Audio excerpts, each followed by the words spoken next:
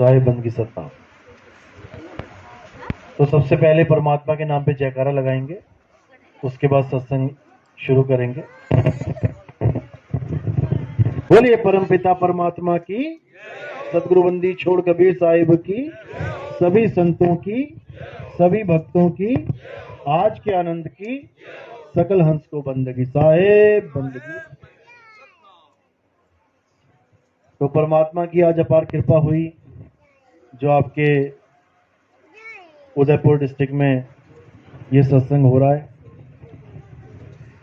कहते हैं धन्य है वो गांव, धन्य है वो शहर जहां पे मूल ज्ञान का प्रचार होए, क्योंकि मूल ज्ञान ही हमारे मनुष्य चोले को सफल कर सकता है। आपको पता है कि मनुष्य चोला कितना अनमोल है, ये बार बार नहीं मिलता। 184 भटकने के बाद, कुत्ता बिल्ली हाथी घोड़ा बनने के बाद, शेर चीते बाघ बनने के बाद एक बार ये इंसानी जन्म मिलता है, केवल एक बार, दूसरा मौका नहीं मिलेगा। इसी एक बार में आपने इस जन्म मरण के जंजाल को तोड़ना है। दूसरा मौका याद रखना बिल्कुल नहीं मिलेगा।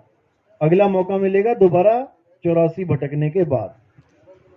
जैसे घड़ी की सुई एक बार 12 पे आ जाए तो उसके बाद फिर 1 से स्टार्ट हो जाता है काम, फिर 1 2 3 4 करती करती 12 पे पहुंचेगी, फिर 1 से स्टार्ट हो जाएगा।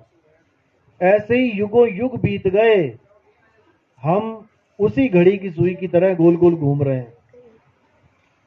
सतयुग चला गया, द्वापर चला गया, त्रेता चला गया, आज कलयुग। कलयुग में भी हम यहीं के यहीं बैठे हैं, और एक दिन ऐसा आएगा कि फिर इस शरीर को छोड़ के दोबारा फिर पैदा हो जाएंगे।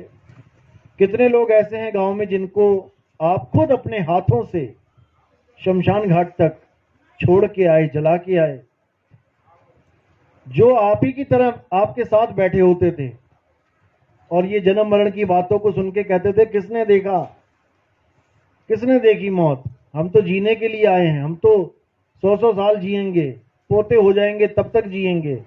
लेकिन कितने लोग आपको छोड़ के चले गए, पता भी नहीं लगा। ऐसी आपने भी एक दिन चले जाना है, कोई भी स्थिर नहीं है यहां पे। हमें इंसान जन्म क्यों मिला है, हमने केवल इस पे विचार करना है। भगवान ने हमें कुत्ता बिल्ली क्यों नहीं बना दिया, हमें मुर्गी बकरा क्यों नहीं बना दिया। कसाई के बाड़े में पड़े रहते, वहां देखो हजारों मुर्गियां अपनी मौत का इंतजार करती हैं। कसाई आता है, जो हाथ में आती है उसको पकड़ के बाकियों से अलग करके काट दिया जाता है। बिल्कुल इसी तरह जो काल कसाई है, वो हमारे परिवार में से जो भी उसके हाथ आता है वो निकाल के ले जाता है। हम रोते रह जाते हैं, गिड़गिड़ाते रह जाते हैं। किसी पर भी उसका वार आ सकता है। हम कहते हैं आज बहुत दिन शुभ है, हम मुहूर्त निकालेंगे, कोई दिन शुभ नहीं है। हर दिन के आगे वार लगा है, रविवार, सोमवार, मंगलवार, वीरवार, शुक्रवार, यानी तुम्हारे ऊपर कभी भी उस काल कसाई का वार हो सकता है। ऐसा कोई दिन नहीं है जब कहो कि आज मृत्यु नहीं आएगी, आज शुभ दिन है, कोई दिन शुभ नहीं है। जाओ शमशान घाट के बाहर बैठो, दिल्ली में बैठो, देखो कौन सा दिन शुभ है इसकी मृत्यु नहीं हो रही है। सब मर रहे हैं, सबका नंबर लग रहा है। बस फर्क इतना है, किसी का आज लग रहा है, किसी का कल लग रहा है। थोड़े थोड़े करके मरते हैं, इसलिए हम चिंता नहीं करते हैं। रोज ही मरते हैं, हम कहते हैं ले रोज ही मरते हैं, उसमें क्या है, बड़ी बात है। लेकिन जब एक साथ मरने लग जाते हैं तो चिंता का विषय बन जाता है। जैसे अभी कोरोना आया तो एक साथ मरने लगे तो पूरे विश्व में हड़कंप मच गया, और जो धीरे धीरे मर रहे थे उसमें तो किसी ने चिंता नहीं करी। मतलब थोड़े थोड़े मरे तो ठीक है, एक साथ मरने लग जाए तो बहुत गंभीर विषय हो गया। ये हमारी मूर्खता है। मौत चाहे आ जाए चाहे आए कल, मरना तो पड़ेगा, मरना तो पड़ेगा। इसमें खुश होने की बात नहीं कि कोरोना चला गया, मृत्यु दर कम हो गई, भैया कल भी मरना पड़ेगा। इसलिए इससे पहले कि मृत्यु आए, मरने का इंतजाम ही कर लो। जैसे एक बार एक गांव बसा हुआ था किसी पहाड़ के किनारे, वहां पर पूरी ढलान थी। असल में वहां पे नदी होती थी बहुत पहले, लेकिन धीरे धीरे धीरे ग्लेशियर जम गए, वो जो पानी आता था वहां बर्फ बन गई, जम गया। जैसे केदारनाथ में ग्लेशियर जमा हुआ था, पूरा तालाब, पूरा सरोवर बना हुआ था, ऐसे ही वहां से पानी आना बंद हो गया, क्योंकि बर्फ ही जम गई तो पानी कैसे आएगा। लोगों ने सोचा कि बिल्कुल प्लेन जगह है, क्योंकि जहां जहां पानी आता है वो जगह प्लेन करती चली जाती है नदी, तो लोगों ने वहां पर गांव बसा लिया। किसी सयाने ने देखा कि यार ये लोग तो बड़ी गलत जगह गांव बना के बैठे हैं, तो नदी का रास्ता है, जिस दिन नदी आ गई इन सबको बहा के ले जाएगी, इससे अच्छा तो किसी पहाड़ पे इक्का दुक्का मकान बना लेते। उसने आके समझाना शुरू करा कि बेटा नदी आएगी, नदी के रास्ते में तुम आ गए हो, वो किसी को नहीं बख्शेगी। तुम एक काम करो, अगर तुम यहां से नहीं भी जाना चाहते हो, क्योंकि कोई मान नहीं रहा था जाने को, तो उसने कहा कम से कम तुम तैरना तो सीख लो। जिस दिन नदी आएगी उस दिन किसी को नहीं बख्शेगी, वो नहीं देखेगी बच्चा है, वो नहीं देखेगी बूढ़ा है, वो नहीं देखेगी जवान है। लेकिन अगर तुमने यहां से नहीं हटना है, उसके रास्ते में ही रहना है, तो कम से कम तैरना सीख लो। जब वो आएगी तो तैरना आता होगा तो कम से कम 50% चांस तो बच हो जाएंगे तुम्हारे बचने के। तो उस बातों को सुन के जो समझदार जीव थे उन्होंने तैरना सीखना शुरू कर दिया। धीरे धीरे धीरे धीरे बहुत से लोगों ने तैरना शुरू किया और सीख गए। अब जिस दिन नदी आई, उसमें से बहुत से ऐसे भी लोग थे जो कहते थे अरे किसने देखा, इतने साल हो गए, 10 साल हो गए हमें रहते यहाँ, आज तक नहीं आई नदी, किसने देखा, आएगी तो देखा जाएगा। और जब वो आई तब हालत खराब हुई। अब हर तरफ पानी पानी पानी पानी हो गया। अब उसमें से वो लोग बचे जिन्होंने समय रहते तैरना सीख लिया था, और जो कहते थे अरे देखी जाएगी, फिर उनको दुनिया नहीं देखा, फोटो में हार चढ़ा हुआ था। तो इसी प्रकार हम भी उस मौत के रास्ते पे खड़े हैं। मृत्यु आएगी, सबको मरना पड़ेगा, लेकिन बचेगा कौन। अब आप कहोगे मरने से भी कोई बच सकता है, बच सकता है। कैसे बचेगा, जब वो मरना ही सीख लेगा। यानी पानी में डूबने से बचने का एक ही सिद्धांत है कि पानी में तैरना सीख लो। तैरना तुम्हें पानी में ही पड़ेगा, क्योंकि डूब भी तो पानी में ही रहे थे। इसी प्रकार मृत्यु से बचने का एक ही रास्ता है, मौत के आने से पहले मरना सीख लो। तो साहिब कहते हैं मरता मरता, कबीर साहब की वाणी है, मरता मरता जग मुआ, मरना जाने ना कोई, और ऐसी मरनी जो मरे बहुर न मरना होई। कबीर साहब कहते हैं कि मौत तो आएगी, ये भूल जाओ कि कोई बच्चा है, कोई बूढ़ा है, कोई जवान है, सबको ही आएगी। लेकिन मरने से बचने का एक ही तरीका है कि तुम अपने उस स्वरूप को जान लो जो कभी मरता ही नहीं है। क्योंकि मौत किसकी आएगी, इस काया की आएगी, शरीर की आएगी। शरीर मरेगा, तुम नहीं मरोगे। फिर समझ लो, शरीर मरेगा, तुम नहीं मरोगे।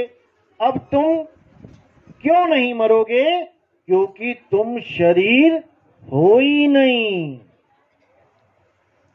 जो आप अपने आप को समझ रहे हो कि मैं तो आदमी हूं, मैं बूढ़ा हूं, मैं जवान हूं, भाई ना तुम आदमी हो, ना तुम औरत हो, ना तुम बूढ़े हो, ना तुम जवान हो। तुम हो क्या, आत्मा हो। हे अर्जुन, गीता में क्या बोला याद करो, कितनी बार पढ़ी गीता, कितनी बार सीरियल देखा, लेकिन समझ पाए क्या आज तक। अध्याय 2 पढ़ो। हे अर्जुन, जिनको देख के शोकवश तुम अपने धनुष बाण को छोड़ के बैठ गए हो कि मैं अपने चाचा को कैसे मारूं, मैं अपने दादा को कैसे मारूं, मैं अपने भाइयों को कैसे मारूं। हे अर्जुन, तुम चाह कर भी अपने चाचा दादा भाई को मार नहीं सकते, क्योंकि ये तुम्हारे चाचा भाई दादा ये कोई शरीर नहीं है, ये आत्मा है।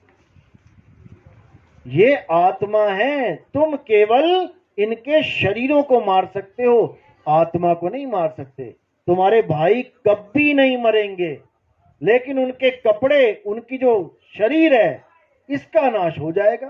क्योंकि हे अर्जुन, हम सबके शरीर जीवात्मा के कपड़े हैं।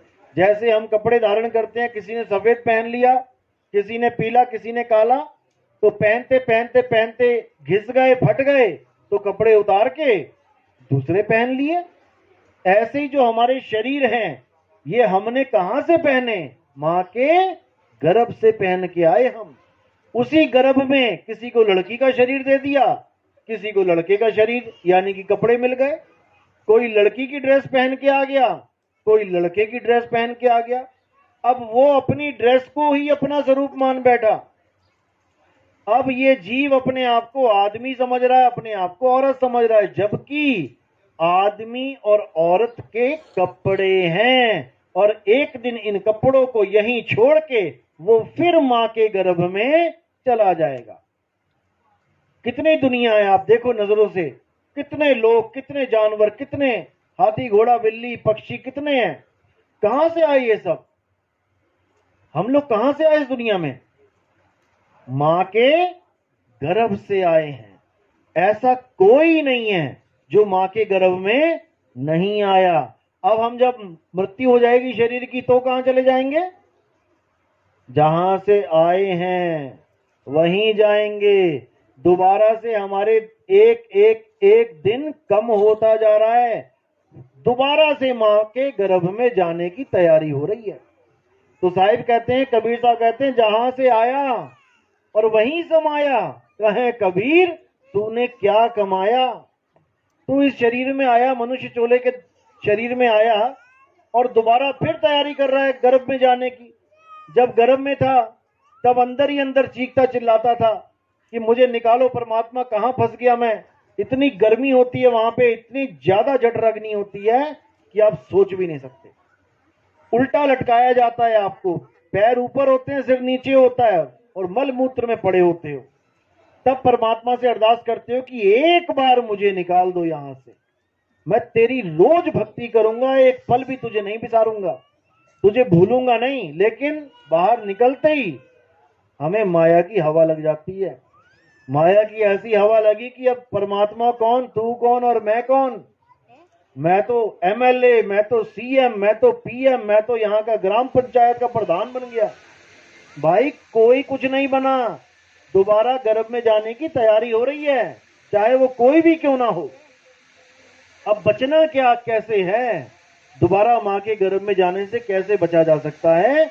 अगर तुम्हें ये कपड़े चाहिए ही नहीं, अगर तुम्हें ये शरीर चाहिए ही नहीं, तो मां के गर्भ में जाना ही नहीं।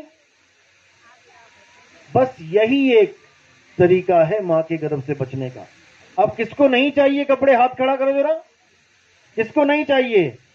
और अभी किडनी फेल हो जाए, डॉक्टर के पास जाओगे, डॉक्टर साहब मुझे बचा लो, डॉक्टर साहब मुझे बचा लो। किसको बचा लो? तुम तो अमर अविनाशी हो, तो किसको बचाने के लिए बोल रहे हो? कपड़ों को।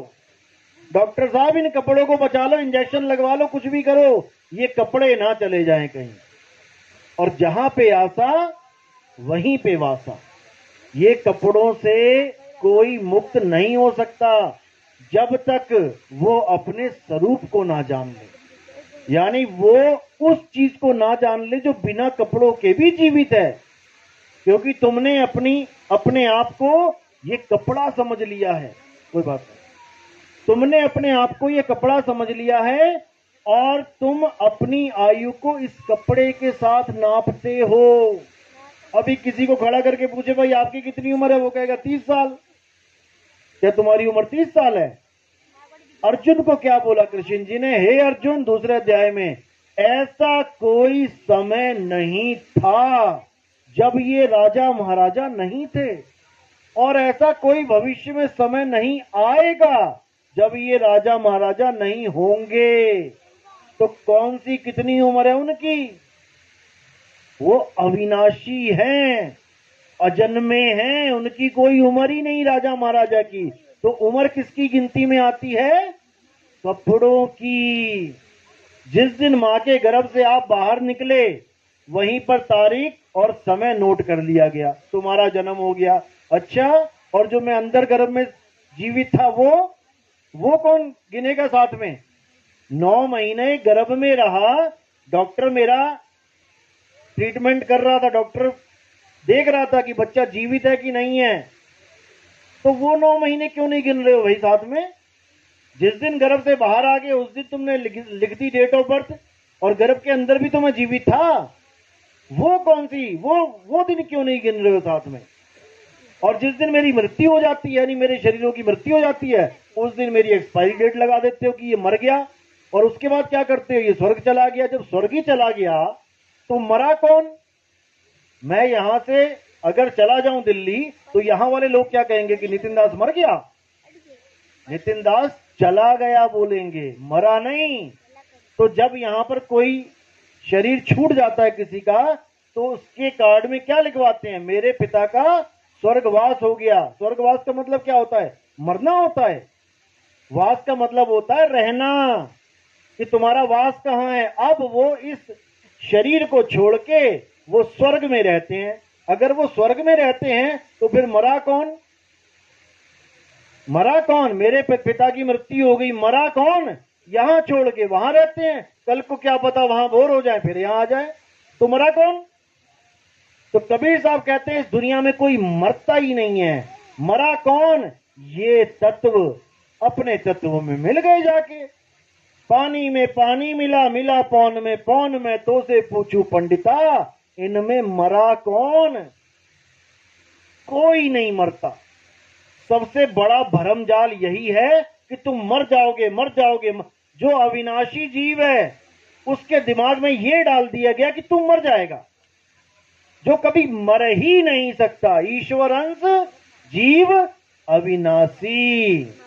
जैसे परमात्मा अविनाशी है वैसे आप भी अविनाशी हो, हम भी अविनाशी हैं। कोई कभी मरता ही नहीं है, बस शरीरों को छोड़ता है, शरीरों को पकड़ता है।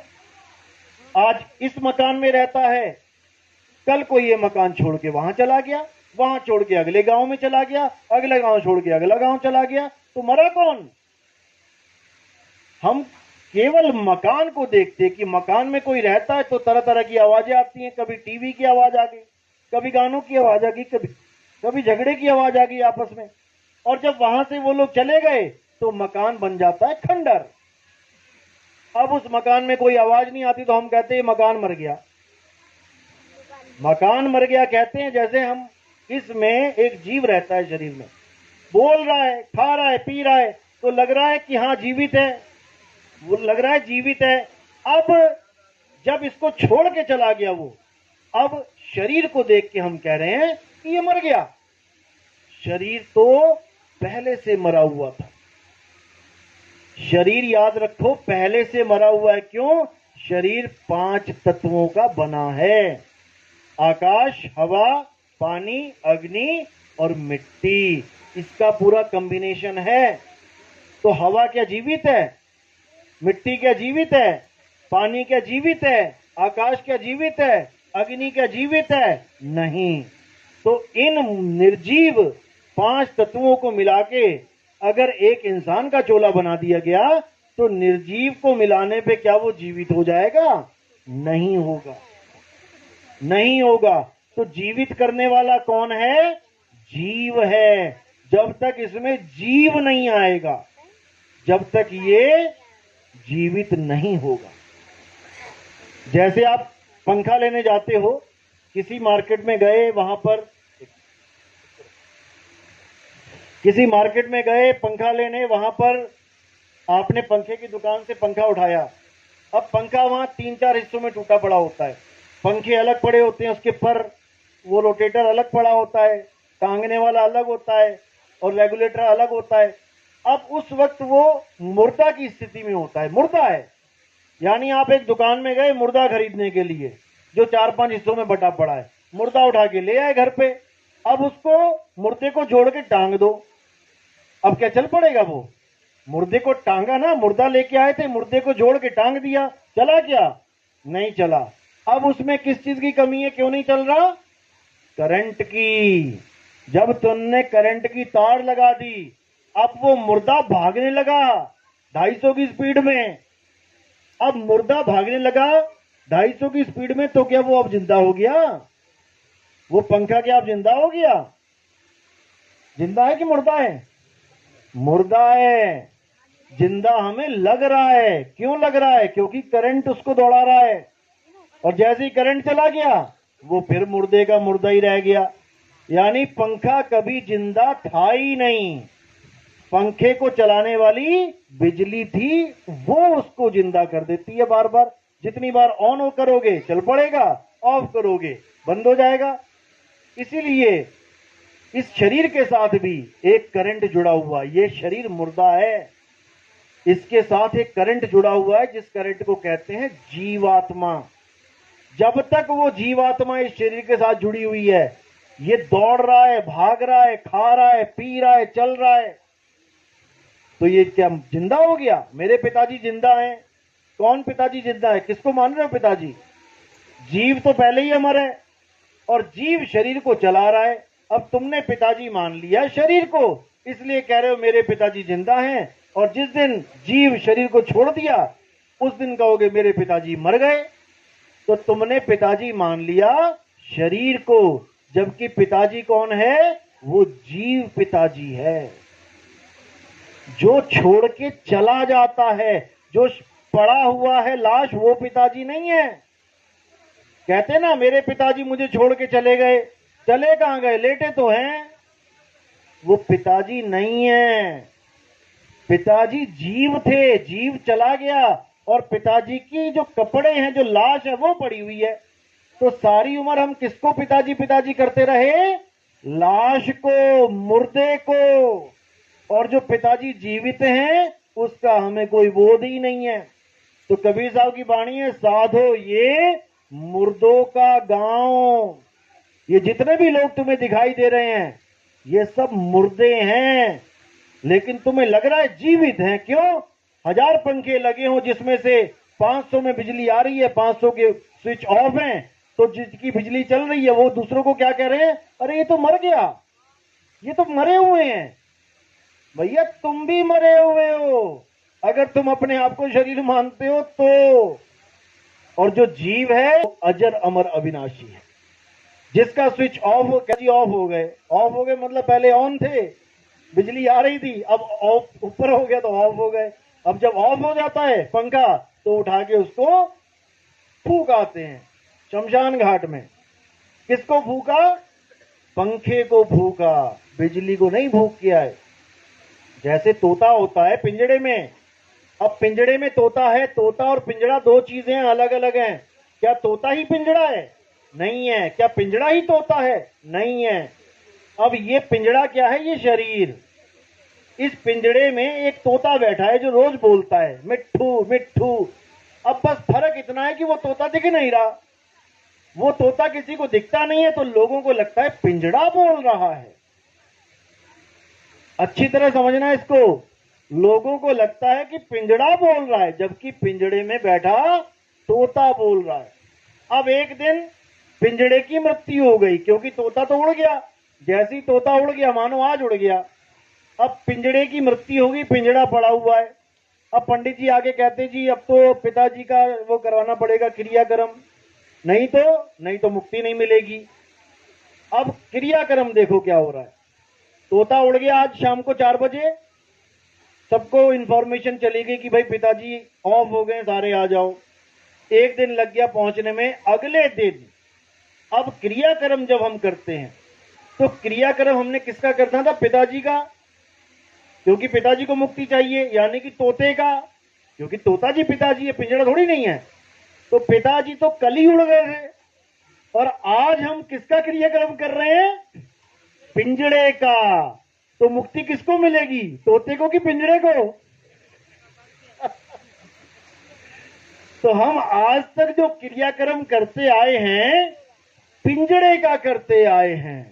तोता तो चला गया, तोते को तो अगली जून मिल गई, और पिंजड़े को हम लाद के कह रहे हैं कि पिताजी मर गए, ये पीछे पिताजी लाद। पिताजी तो चले गए, और क्रियाक्रम करते रहे तुम पिंजड़े का, अब पिंजड़े को मुक्ति मिल जाएगी। तो ये है भरम जाल। कबीर साहब कहते हैं, ना मैं क्रियाक्रम में रहता और ना एकांत निवास में, मोह को कहां ढूंढे रे बंदे, मैं तो तेरे पास में। इसी प्रकार परमात्मा हमारे पास है, लेकिन हम फंस गए हैं माया के जाल में। माया क्या है? माया के डेफिनेशन क्या है? आज हर संत ये बोलता है, आप टीवी ऑन करो, हर संत एक ही बात बोलता है, मोह माया से दूर हो जाओ, मोह माया से। माया है क्या? माया की डेफिनेशन क्या है? कबीर साहब क्या कहते हैं? संतों जो बदले सो माया। जो भी चीज बदल रही है वही माया है।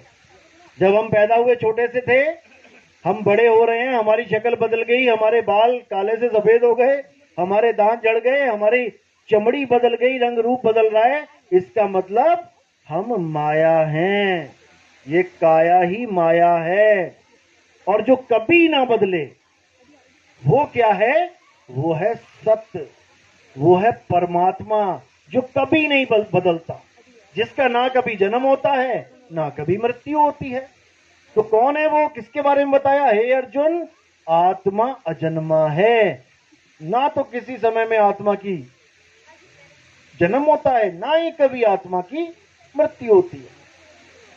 आत्मा को छोड़कर इस दुनिया में जो कुछ भी दिखाई देता है अर्जुन, वो माया है। और अगर ये जीव इंसानी चोले में आकर भी माया का गुलाम बन बैठे, माया की पूजा में व्यस्त हो जाए, तो उसको अगला जन्म भी मायावी ही मिलता है। और जो अपनी आत्मा में रमण करता है, अध्याय 3 17वां श्लोक, जो लोग अपनी आत्मा में रमण करते हैं, जो अपनी आत्मा में स्थित हो जाते हैं, जो अपनी आत्मा में संतुष्ट हो जाते हैं, हे अर्जुन, उन्हें किसी भी अन्य धार्मिक कर्म कर्तव्यों को पालन करने की जरूरत ही नहीं पड़ती। यानी किसी मंदिर जाने की जरूरत नहीं पड़ती, क्योंकि मंदिर क्या है? मंदिर भी माया है, क्योंकि बदल रहा है। जैसे ही बनना शुरू किया, ईंट पे ईंट रखी, देखो बदल रहा है, रोज बढ़ रहा है, तुम्हारी काया की तरह।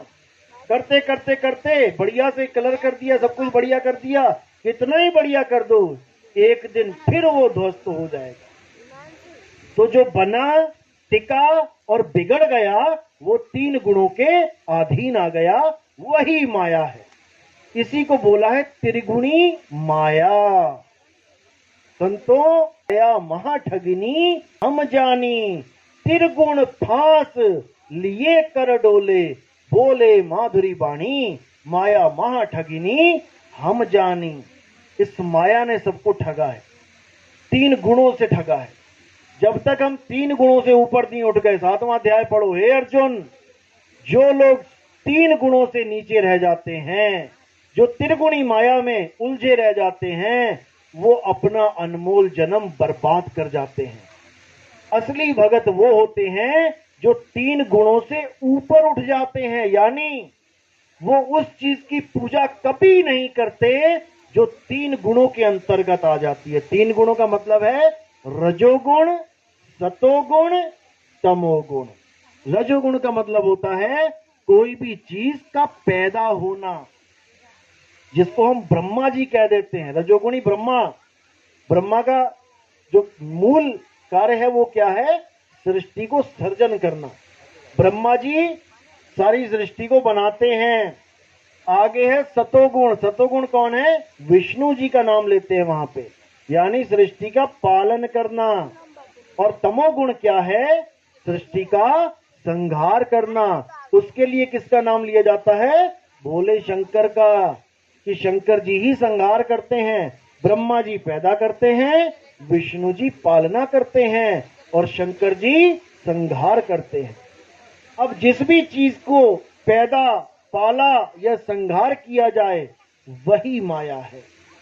कोई भी चीज है जो पैदा हो रही है, पल रही है कुछ देर, और उसके बाद उसका नाश हो रहा है, माया है। और अगर तुम माया में अटके रहोगे तो कभी परमात्मा को प्राप्त नहीं कर सकते।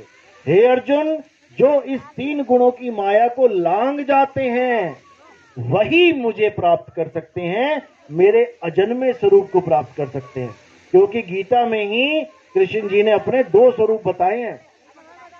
एक स्वरूप क्या बताया कि हे अर्जुन, तेरे और मेरे कई जन्म हो चुके हैं, मैं उन जन्मों को जानता हूं, तू उस जन्मों को नहीं जानता। तो एक स्वरूप हो गया जिसका जन्म हो रहा है और मृत्यु हो रही है। अब ये कौन सा स्वरूप है? जिस स्वरूप की आप पूजा करते हो मंदिरों में, शरीर की। कृष्ण जी की फोटो देख के कभी ये तो नहीं कहते कि हनुमान जी हैं। कृष्ण जी की फोटो देख के कृष्ण जी कहते हैं ना, तो कैसे पहचाना उनको? उनकी काया से, उनके शरीर से। और काया क्या है? माया। अब ये हो गया कृष्ण जी का मायावी स्वरूप, जिसमें सारी दुनिया उलझ गई है, सारी दुनिया उलझी पड़ी है कृष्ण जी की पूजा करने में, लेकिन असत्य स्वरूप की, शरीर की। अब दूसरा स्वरूप क्या बताया कृष्ण जी ने गीता में? कि जो लोग मुझे अजन्मा करके जानते हैं, यानी मैं कभी पैदा ही नहीं होता, जो पैदा नहीं हुआ उसका कभी नाश नहीं होता। जो लोग मेरे अजन्मे स्वरूप को जानते हैं, वो मेरी माया को बड़े आराम से लांघ जाते हैं। बिल्कुल क्लियर कर रखा है 7वें अध्याय में। यानी कि मेरे भी दो पूजा विधि है। एक पूजा विधि है जो माया की पूजा हो रही है। माया की पूजा मतलब मेरी काया की पूजा हो रही है। काया में क्या आ गया? 10 इंद्रियां, 5 कर्म इंद्रियां, 5 ज्ञान इंद्रियां। कर्म इंद्रियां कौन सी हैं? जिससे हम काम करते हैं। अभी क्या हो रहा है? काम ही चल रहा है। किससे? मुख से। ये पहली कर्म इंद्री है। दूसरी कर्म इंद्री है ये हाथ, हाथों से काम करते हैं। तीसरी कर्म इंद्री है ये पैर, पैरों से काम करते हैं, चलते हैं। उसके बाद 2 कर्म इंद्रियां हैं, लैट्रिन और बाथरूम करते हैं, ये हमारी कर्म इंद्रियां हैं। और ज्ञान इंद्रियां क्या है? 5। सबसे पहली इंद्री है ये त्वचा, जिससे हमें बोध होता है गर्मी है, ठंड है। हाथ लगा के देखते हैं ना ग्लास में, तो पता लग जाता है अरे तो ठंडा है, ये तो गर्म है। पहली कर्म इंद्री ये चमड़ी, और ये पूरी चमड़ी नीचे से लेके ऊपर तक, कहीं भी हल्की सी गर्म चीज लग जाए एकदम बोध हो जाता है। तो पहली इंद्री हमारी त्वचा, हमारी चमड़ी। दूसरी इंद्री आंख, आंख से हम पहचान करते हैं काली पगड़ी है, पीली पगड़ी है, नीली पगड़ी है, ये मेरे पापा जी खड़े हैं, ये चाचा जी खड़े हैं, ये बुआ जी खड़ी हैं। आंख से देख के पहचान हो रही है। तीसरी इंद्री कान, कान से पहचान होती है शेर दहाड़ा कि कुत्ता भौंका, बारिश हुई कि आग लगी, आदमी बोला या बच्चा बोला, कान से पता लगता है। नाक, नाक से पता लगता है बदबू है या खुशबू है। जीभ, जीभ से पता लगता है कड़वा खा लिया कि मीठा है, कि चटपटा है, कि करारा है, ये सब जीभ से। तो चमड़ी, आंख, कान, नाक, जीभ, ये हो गई 5 ज्ञानेंद्रियां।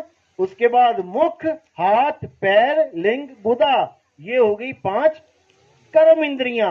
अब इन्हीं इंद्रियों को अगर हम अलग अलग कर दें, आंख अलग लगा दें, यहां टांग दें, नाक अलग टांग दें, चमड़ी पूरी एक अलग टांग दें, हाथ पैर अलग कर दें, तो इसको कौन भगवान बोलेगा? आंख को, कान को, नाक को? कोई बोलेगा क्या? नहीं बोलेगा। अब इसी का एक बंडल बना दें। जब हम फोटो बनाते हैं किसी की तो क्या बनाते हैं? चमड़ी बना दी, कान लगा दिया सही जगह पे, नाक लगा दी सही जगह पे, आंखें लगा दी, हाथ पैर लगा दिए। अब वो कौन बन गया? अब पूजनीय बन गया, भगवान बन गया। अलग अलग कर दो तो भगवान नहीं है, और इकट्ठा कर दो तो वो भगवान बन गया। यही माया है, यही माया है। इस माया को जब तक तुम नहीं समझोगे, जब तक तुम इस माया से पार नहीं जा सकते। कितना ही जोर लगा लो, कितने ही संतों के पास चले जाओ कि हमें माया जाल से निकाल देगा संत, अरे यही माया जाल है। ना तुम आंख हो, ना तुम कान हो, ना तुम नाक हो, ना तुम चमड़ा हो, ना तुम हाथ हो, ना तुम पैर हो, ये तो तुम्हारे हैं। मेरी आंख, मेरा कान, मेरी नाक, तो मैं कौन हूं? ये तो मेरे हैं। मेरा घर, मेरा मकान, मेरी दुकान, मेरा सोफा, मेरी बाइक, तो मैं कौन हूं? जब तक मैंने खुद को नहीं जाना कि मैं क्या हूं, जब तक मेरी मेरी मेरी को ही मैं समझता रहूंगा। मेरी आंख, मेरा कान, मेरा नाक, इसको मैं समझता रहूंगा। मैं क्या हूं? अपनी फोटो क्या दिखाते हो? एक तोते को बोला कि अपनी फोटो खिंचवा के लेके आ, और तोता अगर अपने पिंजड़े की फोटो खिंचवा के लेके आ जाए तो हम हंसेंगे, अरे भैया तेरी बोला, तेरे पिंजड़े की थोड़ी नहीं बोला। लेकिन जब मैं आपको कहता हूं अपनी फोटो खिंचवा के लेके आओ, तो किसकी खिंचवा के लाते हो? पिंजड़े की। जब को राशन कार्ड में फोटो लगाते हो ना, अपनी और अपने बच्चों की फोटो खिंचवा के लाओ, तो तुम अपने पिंजड़े की और अपने बच्चों पिंजड़ों की फोटो खिंचवा के लेके आते हो। ये तुम्हारे पिंजड़े हैं। जब ये तुम्हारे पिंजड़े हैं, ये तुम नहीं हो, तो भगवान कृष्ण वो पिंजड़ा कैसे हो सकते हैं भाई? समझो, ध्यान से, गौर से। जिसकी तुम पूजा कर रहे हो दिन रात, वो कृष्ण जी नहीं है, वो कृष्ण जी का पिंजड़ा है। पिंजड़े की पूजा कर रहे हो दिन रात। कृष्ण जी का तो आता पता नहीं है तुम्हें, कृष्ण जी होता क्या है। जैसे तुम्हें खुद का आता पता नहीं है। तोता अपने आप को जानता ही नहीं है मैं तोता हूं, वो अपने आप को पिंजड़ा मान के बैठ गया है। अब वो तोता क्या है? आत्मदेव है। और पिंजड़ा क्या है? माया है। रोज बदल जाता है। आज बाल लाल हैं, कल को काले कर लो, बदल गया। लेकिन तोता नहीं बदलता। उसी को आत्मा बोला गया है। कबीर साहब कहते हैं, अरे आत्म ज्ञान बिना नर भटके, कभी काबा कभी काशी, जल में मीन प्यासी, मुझे देख दे आवे हंसी। कि मुझे हंसी आती है। काशी में क्या देखने जा रहा है? कृष्ण जी का पिंजड़ा। वो केदारनाथ में क्या देखने जा रहा है? शंकर जी का पिंजड़ा। अरे भाई, शंकर जी, कृष्ण जी आत्मा है, पिंजड़े नहीं है। और तुम भी एक आत्मा हो, पिंजड़ा नहीं हो। जब तक तुमने अपना बोध नहीं कर लिया, जब तक तुम पिंजड़ा ही मानते रहोगे। कबीर साहब कहते हैं, अरे 10 द्वारे का पिंजड़ा, तामे बोले कौन, रही में को अचरज है, उड़ा सो अचरज कौन।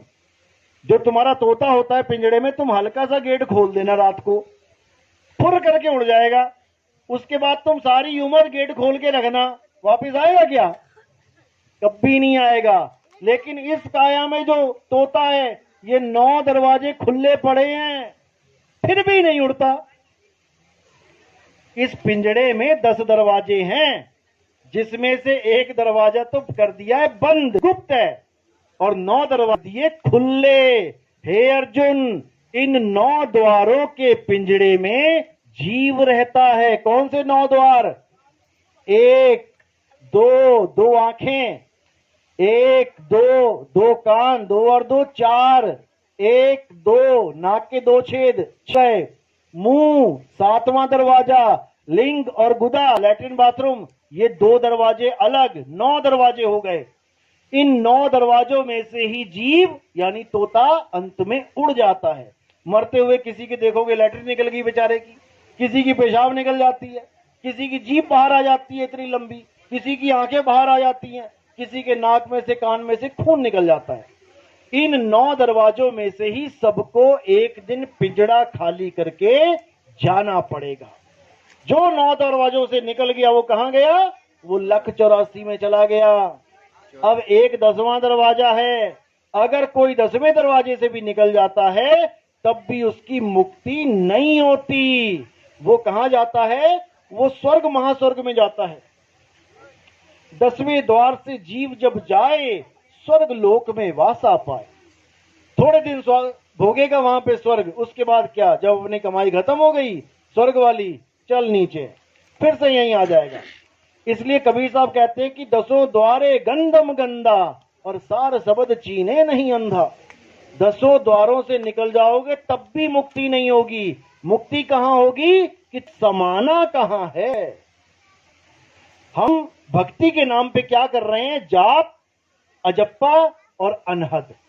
या तो हम भगवानों के नाम जप रहे हैं, हरे राम हरे कृष्ण हरे कृष्णा, या ईसाई है तो वाहिगुरु, अल्लाह क्या नाम है, हालेलुया हालेलुया।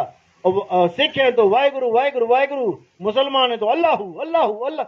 क्या है ये सब अक्षर हैं, 52 अक्षर हैं। कब पैदा हुए, कब आए इस दुनिया में?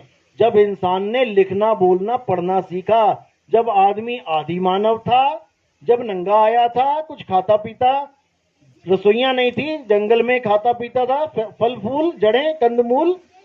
तब कौन सी भाषा थी? तब कौन से भगवान राम का नाम था? तब कौन सा वाहेगुरु का नाम था? कोई अक्षर उसके पास नहीं था, जानवरों की तरह रहता था। तब राम का नाम कहां था? तब कबीर का नाम कहां था? तब अल्लाह वाहेगुरु कहां था? कहीं भी नहीं था। अल्लाह वाहेगुरु तो था, लेकिन उसका कोई नाम नहीं था। ये धीरे धीरे धीरे धीरे नाम बना लिए। हिंदुस्तान में हिंदी के नाम बन गए, अरब में अरबी के नाम बना लिए, अंग्रेजों ने अंग्रेजी के बना लिए, जापान ने जापानियों के बना लिए, सारी खिचड़ी बना दी अलग अलग नामों की। अब अपने अपने भगवानों को अपनी अपनी भाषा के नाम से याद कर रहे हैं। यही जाप, कबीर साहब कहते हैं कि यही जाप सबसे बड़ा बंधन बन चुका है मुक्ति के लिए। यही सबसे बड़ा बंधन है। प्यास लगती है तो कौन सा नाम जपते हो भाई? कौन सा नाम जपते हो? कहां जाते हो? सीधे पानी के पास। और पानी ना पता हो तो लोगों से पूछते हो, भैया कहीं नल लगा है, भैया कहीं पानी मिलेगा? क्यों? क्योंकि तुम्हें वहां पर इतना पता होता है कि पानी की प्यास किसी मंत्र से नहीं बुझेगी, पानी पीने से बुझेगी। लेकिन जब भगवान की बारी आती है कि भगवान को याद करना है, भगवान को पाना है, तो मंत्र आ जाता है बीच में से, राम राम राम राम राम राम, अल्लाहू अल्लाहू अल्लाहू। अब ये तो आया आया, अब इसमें बड़ा छोटा भी आ जाता है। तेरा अल्लाहू छोटा है, मेरा राम बड़ा है। तेरा वाहेगुरु छोटा है, मिसेस बड़ा है। अब बड़ा छोटा क्या कर रखा है? नमो को। सारे नाम दुनिया में से हटा दो। मान के चलो आज वही जमाना आ जाए जब इंसान नंगा ही आया था, जड़े खाता था खोद खोद के, जानवरों का शिकार करता था, आग की भी खोज नहीं कर पाया था। तब बताओ कि अगर भगवान को याद करना होता तो कैसे याद करते? कौन सा नाम लेके याद करते? आज तो पढ़ लिए लिख लिए तो आज सारे नाम तुम्हें रटे हुए हैं। उस वक्त कोई नाम ही नहीं था, तब क्या करते? आज तो पानी का नाम तुम्हें पता लग गया, उस वक्त पानी का नाम भी नहीं पता था, लेकिन फिर भी प्यास बुझाते थे। किससे? पानी से। आज भी इंसान को छोड़कर जितने जानवर हैं, क्या उनकी प्यास नहीं बुझती? लेकिन वो तो जानते नहीं कि पानी का नाम पानी रखा है तुम लोगों ने। चिड़िया को प्यास लगती है तो ये देखती है कि पानी कहां है, सीधे वहीं जाती है, वो नाम नहीं जपती। लेकिन इंसान परमात्मा की खोज ना करके परमात्मा के नाम में फंस गया है, केवल नाम में फंस गया। तुम किसको मानते हो? मैं अल्लाह को मानता हूं। अरे रे रे रे, ये तो बेकार बंदा है। अब उसने केवल अक्षर बोला है अल्लाह। अब चाहे वो अल्लाह उसका राम ही क्यों ना हो, लेकिन वो अल्लाह के नाम से परहेज करके बैठ गया है। जैसे पानी का नाम है जल, वाटर, नीर, तोय।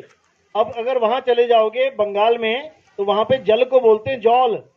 अब तुमने वहां पूछा भैया पानी है क्या? अरे नहीं पानी नहीं, यहाँ तो जौल मिलता है, पानी नहीं है यहाँ पे। तुम कर्नाटक में चले जाओ, वहां नीर बोलते हैं, नीर। तुम पानी पानी कह के थक जाओगे, वो कहेंगे भैया नीर मिलता है यहाँ पे। अब तुम्हें पानी के नाम से एलर्जी है, लेकिन नीर भी उसी का नाम है। दिक्कत ये है, अल्लाह बोलो, वाहेगुरु बोलो, गॉड बोलो, कुछ भी बोलो, वो ताकत एक है जो तुम्हें चला रही है। ये करंट एक है, ये सारी दुनिया के पंखों को चला रहा है, क्योंकि ये एक है। इसी प्रकार हमने उस एक को जानना है जो हम सबको चला रहा है। वो कौन है? घट घट मेरा साइया, सुनी सेज न कोय, और बलिहारी व घट की, जिस घट प्रगट होए। वो कनेक्शन सबके साथ जुड़ा हुआ है, तभी तो ये सारे पंखे चल रहे हैं। ये सारे पंखे चल रहे हैं। जिस जिसका कनेक्शन ऑफ होता जाएगा उसका पंखा गिरता जाएगा।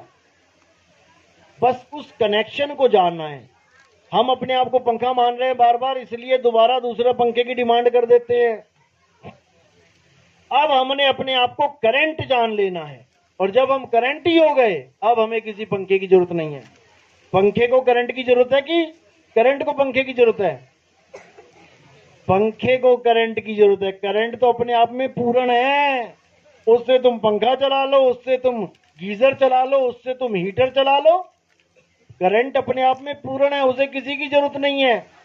इसी प्रकार आत्मा अपने आप में पूर्ण है, लेकिन जब जीवात्मा बनी बैठी है तब इसे शरीर चाहिए। कभी कुत्ते का शरीर पकड़ लेती है, कुत्ता बन के घूम रही गलियों में। कभी बिल्ली का पकड़ लेती है, बिल्ली बन के घूम रही गलियों में। कभी इंसानी चोला पकड़ लेती है तो लड़का लड़की आदमी औरत बन के घूम रही है। लेकिन इसका अपना स्वरूप करंट है। तो हमने उस करंट स्वरूप को जानना है, हमने उस आत्म स्वरूप को जानना है जो शरीरों से अलग है। आत्मा पंखे जैसी, यानी कि करंट पंखे जैसा नहीं है। पंखा अलग है, उसको छूने पे तुम्हें अलग एहसास होगा, और करंट अलग है, उसे छूने पे तुम्हें कुछ अलग ही एहसास होगा।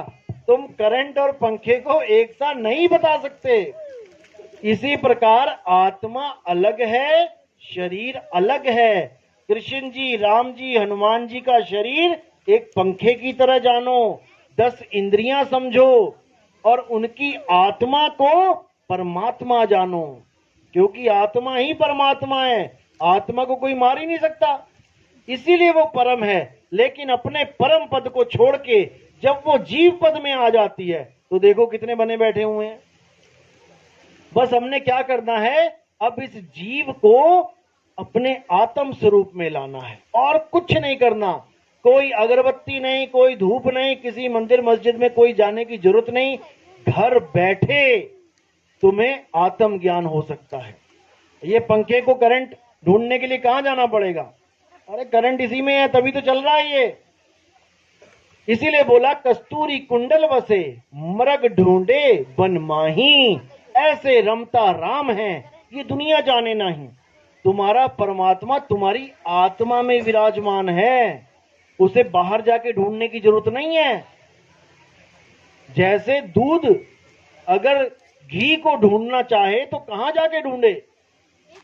अगर दूध घी को ढूंढना चाहे तो क्या पड़ोस के गांव में जाके ढूंढेगा? अरे उसी में है। लेकिन कोई कहे कि अभी हाथ डाल के घी निकाल के दिखा मुझे दूध में से, तो निकाल लोगे क्या? हाथ डाल के दूध में से घी निकल जाए तो नहीं निकलेगा, लेकिन है कहां? उसी में है। अब क्या करना पड़ेगा?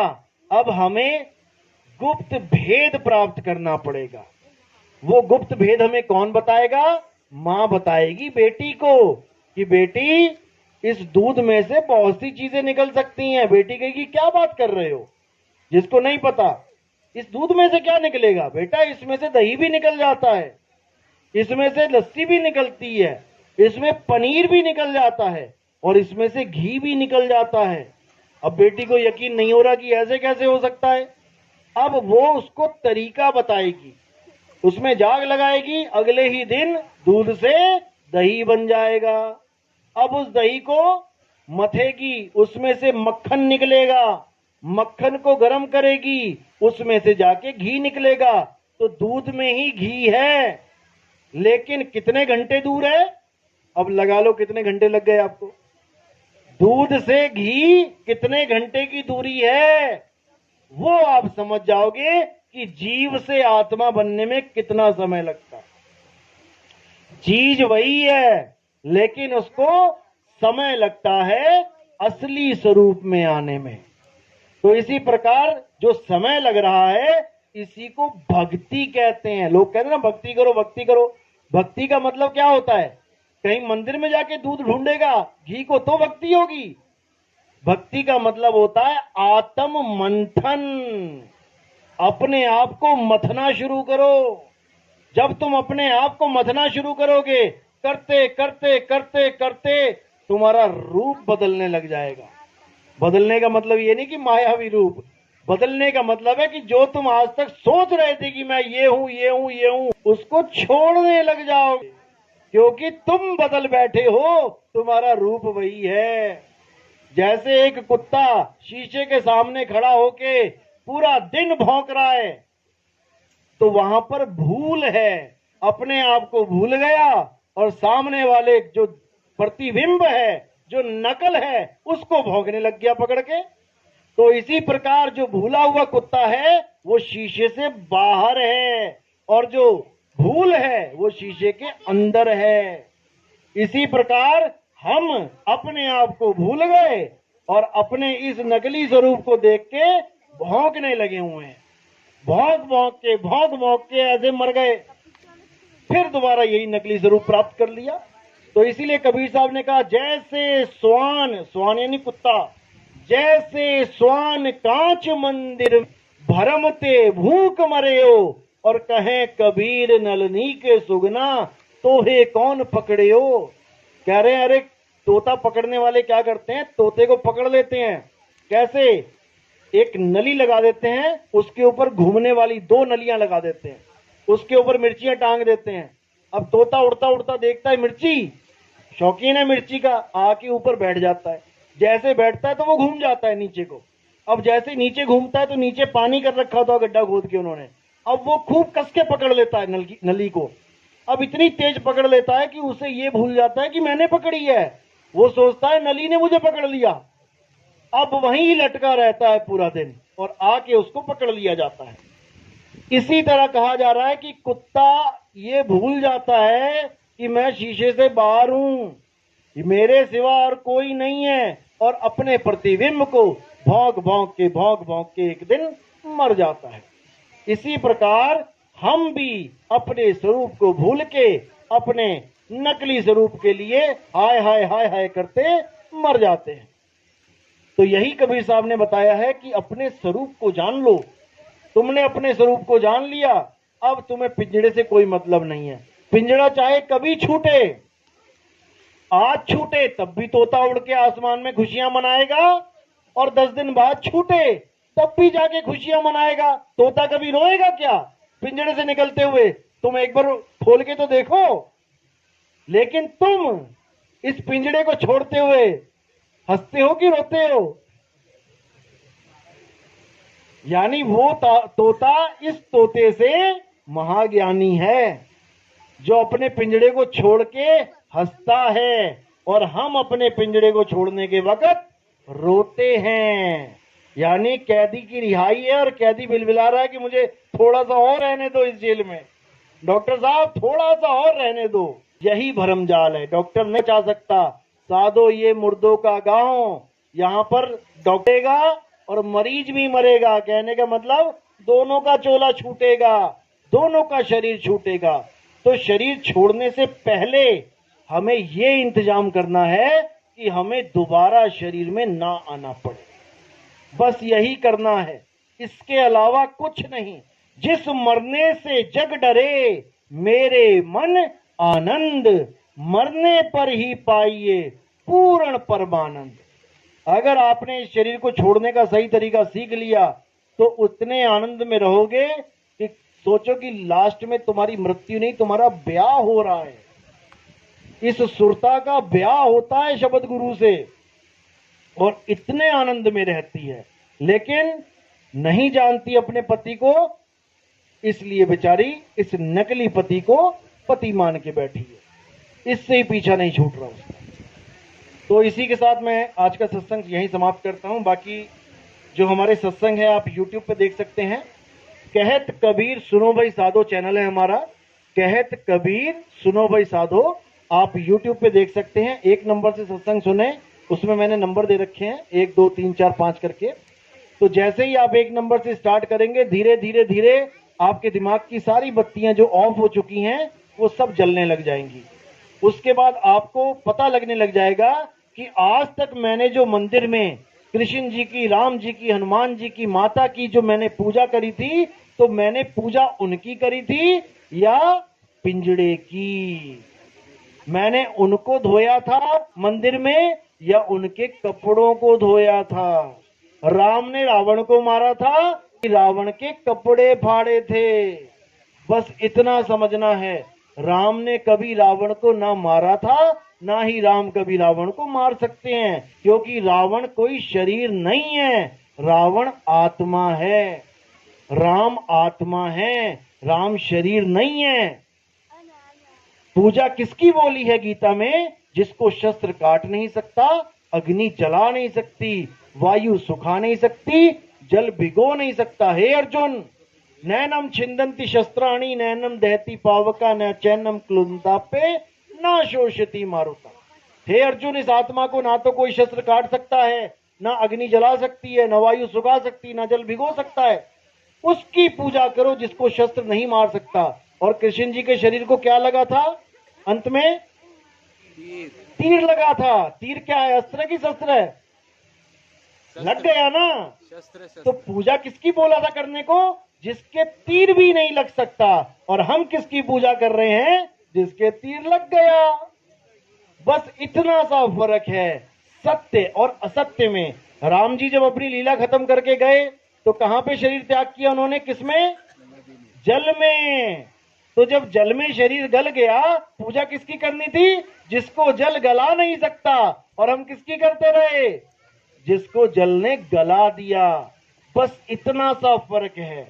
गीता में हर चीज स्पष्ट लिखी है, लेकिन तुम्हें कोई समझाने वाला नहीं मिल रहा है, इसलिए तुम्हें पिंजड़ों की पूजा करवाई जा रही है, कपड़े धुलवाए जा रहे हैं। ना तुम राम को कभी जान पाए, ना कभी कृष्ण को जान पाओगे, अगर तुम उनके कपड़ों को ही उनका स्वरूप मानते रहोगे। हे अर्जुन, इस दुनिया में दो प्रकार के जीव होते हैं। एक सत्य के प्रेमी होते हैं, एक असत्य के प्रेमी होते हैं। असत्य के प्रेमी वो होते हैं जो शरीरों से प्रेम करते हैं, जो शरीरों से नहीं उठ पाते। और सत्य के प्रेमी वो होते हैं जो आत्म सत्ता को जानते, जो आत्मा में ही लीन रहते हैं, वही ज्ञानी होते हैं। चौथा अध्याय 34वां श्लोक है। जो ऐसे गुरु में चले जाते हैं जिस आत्मा को बोध किया है, आत्मा को जाना है, आत्मा को महसूस किया है, वही गुरु तुम्हें तुम्हारे आत्म स्वरूप का ज्ञान दे सकता है। एक बार आत्मा का ज्ञान हो जाने पर तुम्हें कोई भी अज्ञान भ्रमित नहीं कर सकता। उस तोते को कोई यकीन नहीं दिला पाएगा कि तू पिंजड़ा है। तोता पिंजड़े से अलग अपने आप को खूब अच्छी तरह जानता है। तुम एक बार पिंजड़े का गेट खोल के तो देखो, वो सीधे आसमान में दिखाई देगा तुम्हें, क्योंकि उसका मोह पिंजड़े से होता ही नहीं है। हे अर्जुन, जिसे एक बार अपने स्वरूप का ज्ञान हो जाए, वो इस पिंजड़े से मोह रखता ही नहीं है। उसको पता है कि मैं अजन्मा हूं, मैं शाश्वत हूं, मैं नित्य हूं। पिंजड़े तो आते जाते रहते हैं, उसकी कभी मृत्यु भी ना होती। तो कबीर साहब कहते हैं, अरे हम ना मरिब मरिब संसारा, हमको मिला जियावन हारा। मुझे वो आत्मा मिल गई, अब मैं अपनी आत्मा में रमण करता हूं, अब मुझे कोई मार नहीं सकता। तो इसी के साथ वाणी पे विराम देता हूं और उम्मीद करता हूं कि आप लोग को मेरी बात समझ में आई होगी। जिस जिसके समझ में आई है वो एक बार हाथ खड़ा कर दें। समझ में आ गया असत्य की सत्य? तो आज के बाद आप कपड़े धोगे? कपड़े धोगे कि नहीं? कौन कौन नहीं धोएगा कपड़े? एक बार हाथ खड़ा करो। देखो अभी भी हाथ खड़े नहीं हो रहे हैं। समझने के बाद भी कपड़े छूट नहीं रहे हैं। बस यही दुविधा है।